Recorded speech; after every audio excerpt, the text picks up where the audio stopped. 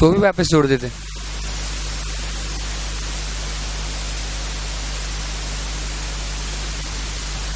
हाँ बनता है। ये क्वेश्चन गलत तरीके से बनाया गया है, ऐसा होता ही नहीं जैसा बनाया गया है। लेकिन तुम्हें जो है वो क्वेश्चन है, लेकिन ऐसा होता नहीं है। जनरल जब पीएनएल में आते ही नहीं है, डिविडेंड पीएनएल में आते ही नहीं है, तो उन्होंने डाला है तो मैंने रिवर्स कर दिया। डिस्कस कर लेना किसी को कुछ डाउट लगे तो, ठीक है, नहीं तो चेंज करें अपन, दूसरा क्वेश्चन शुरू कर लें। दूसरा मतलब दूसरा नहीं, हाँ किस चीज को, रिफंड का। देखो ये तुम्हें समझ में पहले तुम्हें समझ में आ गया रिफंड का करना क्या था, पक्का, क्योंकि फिर कंफ्यूजन होगी और नहीं भी निकल पाए तुम वहां से बाहर, तो तुम एक चीज में तो क्लियर रहोगे कि करना क्या था, है ना। इसलिए मैंने अभी दूसरी बात नहीं छेड़ी। तो तुम वहां लिख भी लो एक बार अपनी किताब में कि टैक्स पे करते हैं तो माइनस करते हैं, लिख लो। ले लो पेन, इसका पेन है। टैक्स पे करते हैं तो ऑपरेटिंग से माइनस करते हैं, टैक्स पे करते हैं तो ऑपरेटिंग से माइनस करते हैं, और टैक्स रिफंड आता है, टैक्स रिफंड आता है तो ऑपरेटिंग में प्लस करेंगे, टैक्स रिफंड आता है तो ऑपरेटिंग में प्लस करेंगे। और इस क्वेश्चन में रिफंड को ऑलरेडी पीएनएल में क्रेडिट कर दिया है, टैक्स रिफंड आएगा तो ऑपरेटिंग में प्लस करेंगे, और इस क्वेश्चन में टैक्स रिफंड को ऑलरेडी पीएनएल में क्रेडिट कर दिया गया है, मतलब पीएनएल में प्लस कर दिया गया है, मतलब पीएनएल में प्लस कर दिया गया है। तो no treatment of tax refund, तो हम जो टैक्स रिफंड है उसका कोई ट्रीटमेंट नहीं करेंगे, ठीक है। और टैक्स पेड को ऑपरेटिंग से माइनस कर देंगे, टैक्स पेड को ऑपरेटिंग से माइनस कर देंगे, तो टैक्स पे किया उसको माइनस कर देंगे, जो रिफंड आया उसको प्लस करना था वो हो चुका है। जब ये अच्छे से तुम्हें बात समझ में आ जाए फिर मैं तुम्हें और एंगल बताता हूँ कि किताब ने शायद क्या किया होगा, ठीक है, वो अपन डिस्कस करते हैं। शायद का दूसरा ऑप्शन तुम अगर चुनोगे, ठीक है, तो स्कोप ही नहीं ना ज्यादा, देखना दूसरा ऑप्शन तुम चुनोगे तो जो टैक्स पेड हटा रहे हो तुम, वो ऐसा हटाओ कि कितना पे किया माइनस कितना रिफंड आया, ठीक है, ऐसा। तो तुम 1,18,775 नहीं हटा रहे हो, तुम हटाओगे 1,18,775 में से कितना कम हटाओगे, 1,15, सुनना बीच में गायब मत होना। तो ये नेट टैक्स पेड, तो क्या तुमने जितना टैक्स चुकाया पूरा माइनस किया, अच्छे से सोच समझ के, क्या तुमने जितना पे किया उतना माइनस किया, नहीं ना। तुमने क्या किया, जो वापस आया उसको हटाते हुए बाकी माइनस किया। तो क्या तुम ऐसा कर सकते हो कि जो पैसा वापस आया रिफंड में उसको इनकम भी बना दो और टैक्स के खर्चे से भी माइनस करके खर्चा भी कम दिखा दो। मतलब टैक्स रिफंड आया 3,000, तो तुमने उसको इनकम में भी डाल दिया 3,000, और खर्चे में से भी 3,000 कम करके दिखा दिए तुमने। क्या ऐसा कर सकते हो? ऐसा समझो, छोटी सी बात समझना। ए बी को 100 रुपए देता है और बी ए को 30 रुपए देता है। अब ए अपना पीएनएल बनाता है, तो अगर वो एक्सपेंस दिखाता है कितना 100, हाँ 70 बी, तो इनकम कितना दिखाएगा, या फिर वो क्या करे, एक्सपेंस कितना दिखाए, तो फिर इनकम फिर से 30। ये तो गलत ही हो जाएगा ना। बस ये इतनी सी बात है। अगर तुम रिफंड को इनकम दिखा रहे हो तो फिर जो भी तुमने टोटल टैक्स चुकाया है उसको खर्चा दिखा दो। तो मैं तो यही बोल रहा हूँ कि 3,000 रिफंड आया है उसको इनकम दिखा दो, और जो तुम्हारा पूरा टैक्स का पेमेंट है कितना 1,18,775 उसको खर्चा दिखा दो। ये माइनस हो जाएगा और ये प्लस हो जाएगा। मैं ऐसा बोल रहा हूं। दूसरा जो प्रैक्टिस मैनुअल ने किया है, वो पीएम चाहता है कि 70 को खर्चा दिखा दें। दिखा दो, ठीक है ना। 70 को खर्चा दिखा दो, मतलब कितने को? 1,15,775 को खर्चा दिखा दो और 3,000 को इनकम दिखा दो। ऐसा कर सकते हैं क्या? ये दूसरा कर सकते हैं क्या? सोच के बोलो। यहाँ 3,000 रुपए दिखा दो इनकम और 1,18,000 दिखा दो खर्चा, मतलब 30 रुपए की दिखा दो इनकम और 100 का दिखा दो खर्चा। सही है? 30 की इनकम, 100 का खर्चा। दूसरे में तुम खर्चा दिखाना चाहते हो 70 का और इनकम दिखाना चाहते हो 30 की।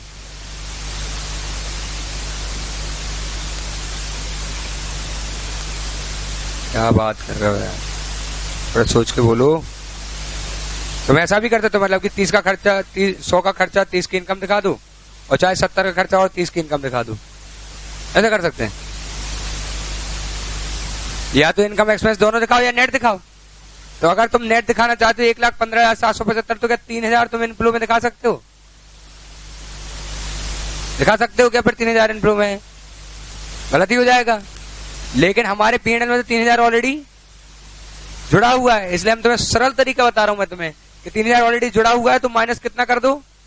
1,18,775। सोचना ही नहीं पड़ेगा तुम्हें कि भाई 3,000 जुड़ा हुआ है, 1,18,775 पे हुआ है, तो जो आया उसको जोड़ लो, जो गया उसको हटा दो। अगर तुम चाहते हो कि पीएम जैसा करें, तो पीएम कितना माइनस करना चाहता है? 1,15,775। तो यहाँ 3,000 प्लस होना चाहिए, नहीं मैं पूछ रहा हूं।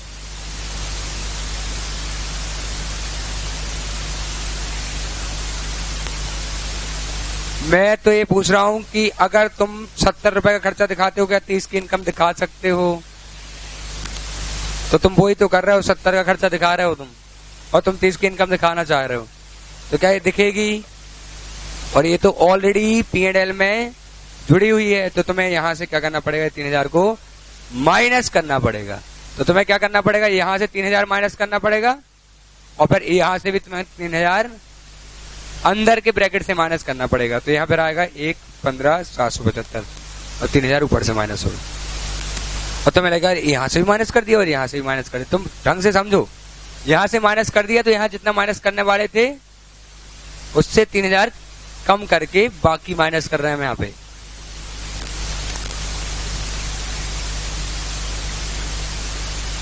इसलिए मैं बोला था पहला तरीका तुम जब क्लियर हो जाओ तब दूसरे पे बात करते हैं हम। ठीक है, मैं तो बिल्कुल स्पष्ट समझा दे रहा हूँ जो भी है। देखो ये है, ठीक है, छोटी सी बात समझनी है कि भाई 100 रुपए इनकम दिखाओ, खर्चा दिखाओ, 30 रुपए इनकम दिखाओ, चलेगा। या 70 का खर्चा दिखाओ तो फिर इनकम मत दिखाना। लेकिन चूंकि तुम ऑलरेडी पीएनएल में 3,000 जोड़ चुके हो और तुम नेट अमाउंट को आउटफ्लो दिखाना चाहते हो, तो उस अमाउंट को तुम्हें क्या करना पड़ेगा? रिवर्स करना पड़ेगा। कि आज तो तुम समझ के हो क्या करना है, कौन सा तरीका। सिंपल सी बात, कहां उलझोगे? दिमाग में बिठाए रखना कि रिफंड का कुछ नहीं होता। ठीक है, बिल्कुल स्पष्ट दिमाग में बिठा लेंगे, रिफंड का कुछ नहीं होता। और ऐसा लिख लेना कि मुझे पता है कि रिफंड का कुछ नहीं होता, है ना। अरे कुछ नहीं बताना पड़ेगा, अकाउंटिंग ट्रीटमेंट है। हाँ,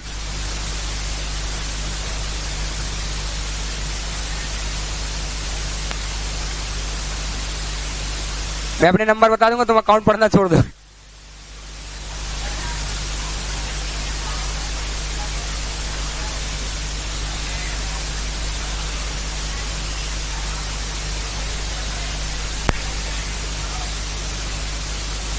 यार देखो,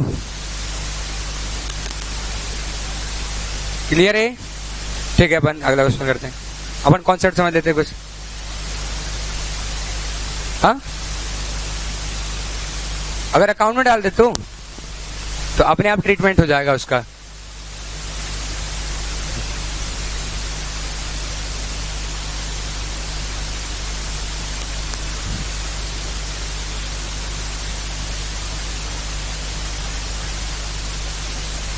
एक मिनट,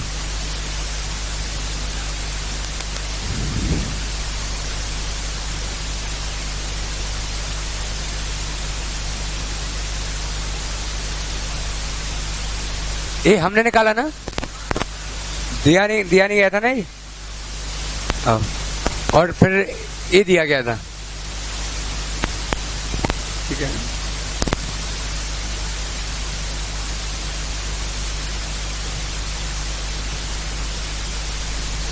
तुम यहां डालोगे जैसे बैंक से, नहीं क्या? हाँ तो ये 21 हो जाएगा ना। हाँ तो पेमेंट में आएगा 121 और रिसीट में आएगा 3000।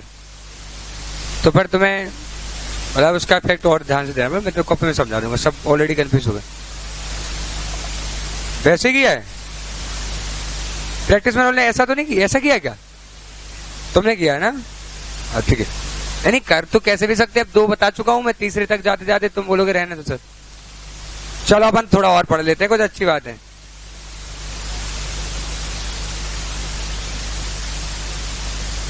सेकंड वाला प्रोजेक्टर भी दिखाई करा दूंगा, थोड़ा सा भी कुछ डिस्कस कर लेते हैं। सेकंड कठिन नहीं है, इंटरप्रिटेशन का काम था। उसमें लिखा था डेबिट नॉर्मल है, जो ब्रैकेट बनाया है मतलब वो क्या हुआ है, क्रेडिट है। ठीक है, तो मैं करा दूंगा, वो क्वेश्चन बिल्कुल टफ नहीं है, मत टेंशन लो उसकी। क्या है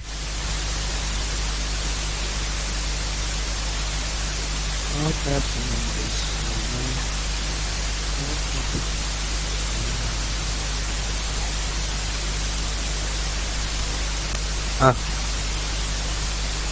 क्या मैथ की डाउट है?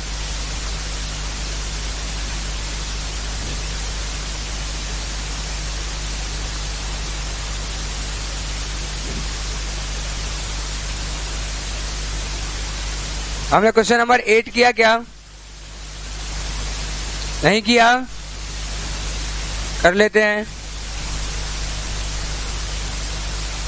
क्वेश्चन नंबर 8 प्रैक्टिस मैनुअल का।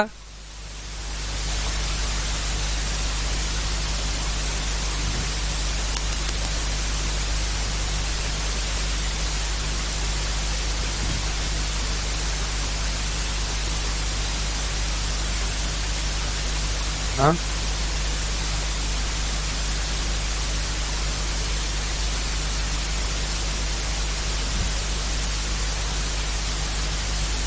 रिफंड टैक्स नीचे दिया होता है ना, ऐसा बोला ना तुम। तो अपन यहां से माइनस कर, बस नहीं।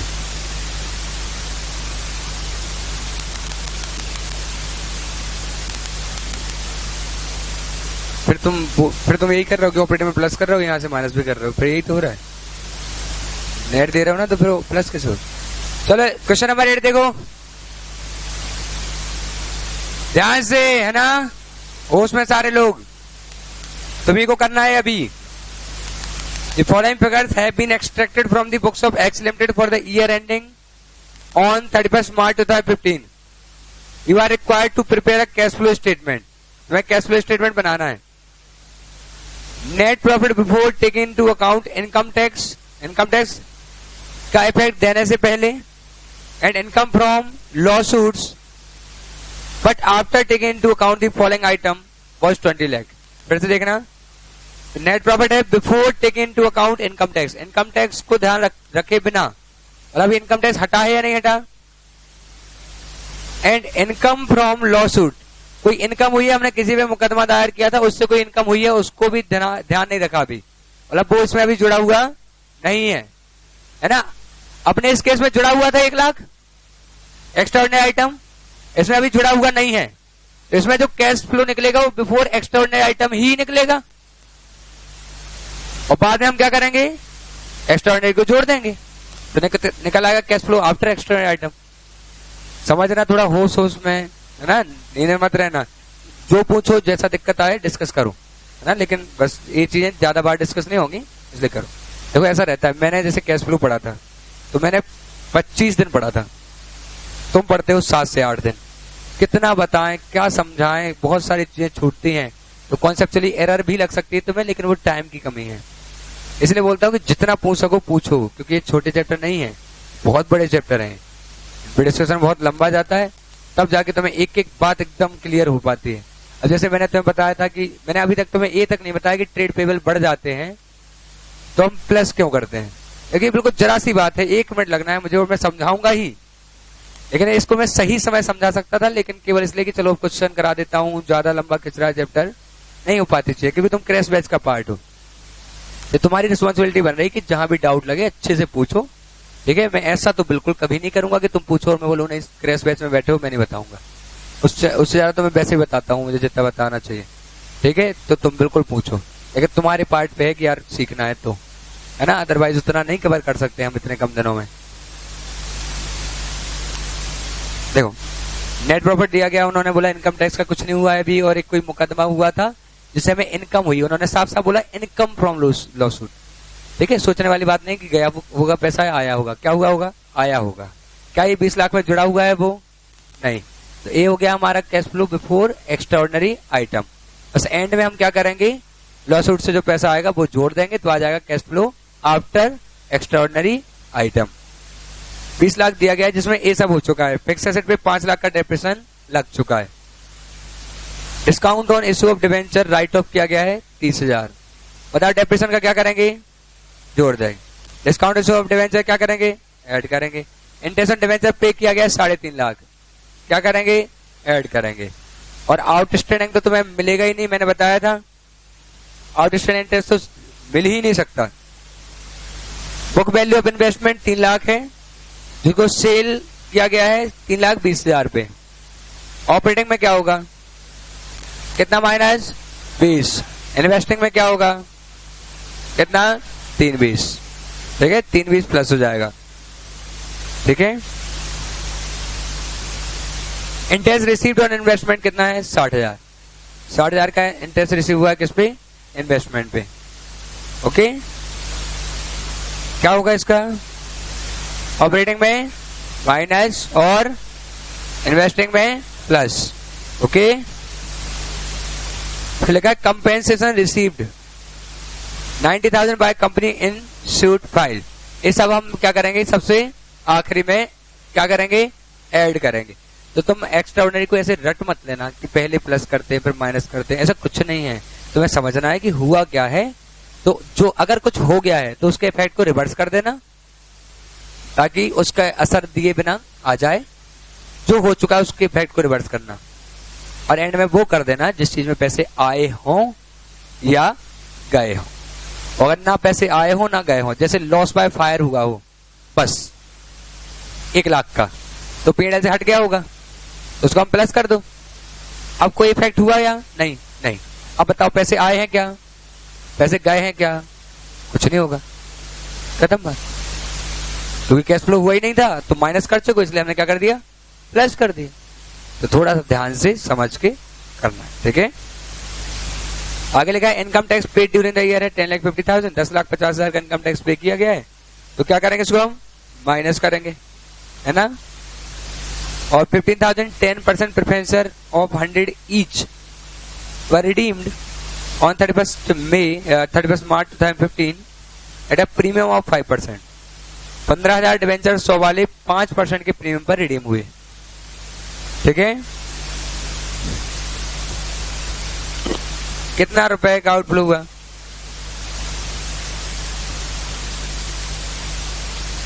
15,75,000। क्या होगा, माइनस होगा कौन सी एक्टिविटी से, फाइनेंसिंग से। प्रीमियम और रिडेम्पशन कितना आया, 75। और हमें ध्यान रखना है इसको राइट ऑफ कहां से किया गया है। अगर इसको P&L से राइट ऑफ किया गया होगा तो क्या करना पड़ेगा, ऐड करना पड़ेगा। कहीं और से राइट ऑफ किया है तो कोई फर्क नहीं पड़ेगा, तो P&L से करना। देखो एक नया सेक्शन आया हुआ है अमेंडमेंट, इसमें लिखा है कि प्रीमियम और रिडेम्पशन को आप सिक्योरिटी प्रीमियम से राइट ऑफ नहीं कर सकते, जबकि आपने क्या पढ़ा हुआ है कि सिक्योरिटी प्रीमियम के 5 यूज, बोनस इशू करना, प्रीलिमिनरी एक्सपेंस करना, premium on redemption right of करना, डिस्काउंट ऑन इशू को राइट ऑफ करना और बायबैक करना।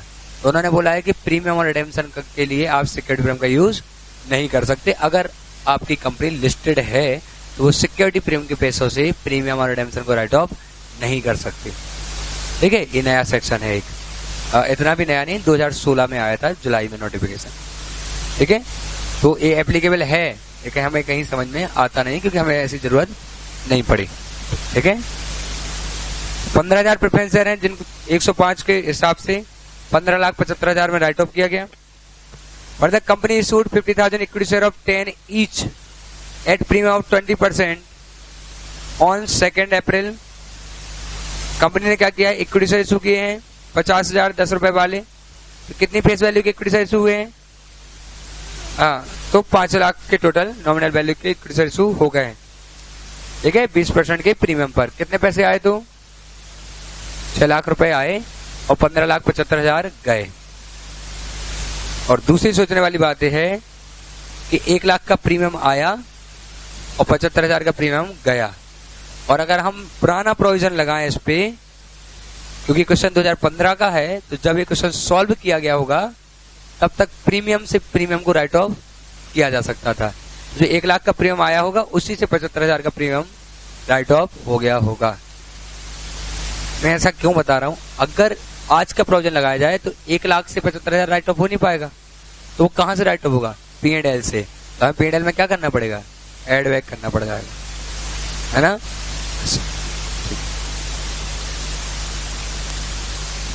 Dividend on preference share were paid at the time of redemption.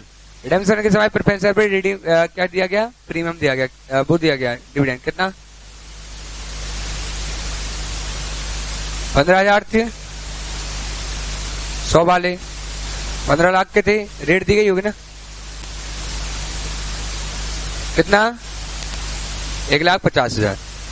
इसको कहां से माइनस करेंगे? फाइनेंसिंग से। क्या इसको नेट प्रॉफिट में इंक्लूड करेंगे? हमें 20 लाख का जो नेट प्रॉफिट दिया गया, क्योंकि वो तो दिया गया प्रॉफिट बिफोर टैक्स, उसमें से डिविडेंड हटा ही नहीं होगा। ठीक है। Dividend paid for the year 13-14 रुपी 5 लाख। 13-14 के लिए 4 लाख डिविडेंड और बांटा गया। And interim dividend paid 3 lakh for the year 14-15। 13-14 के लिए इस बार 5 लाख डिविडेंड बांटा गया और 14-15 के लिए भी इंटरिम डिविडेंड 3 लाख और बांटा गया। तो प्रेफरेंस डिविडेंड के अलावा और कितना डिविडेंड बांटा गया? 3 लाख और 5 लाख।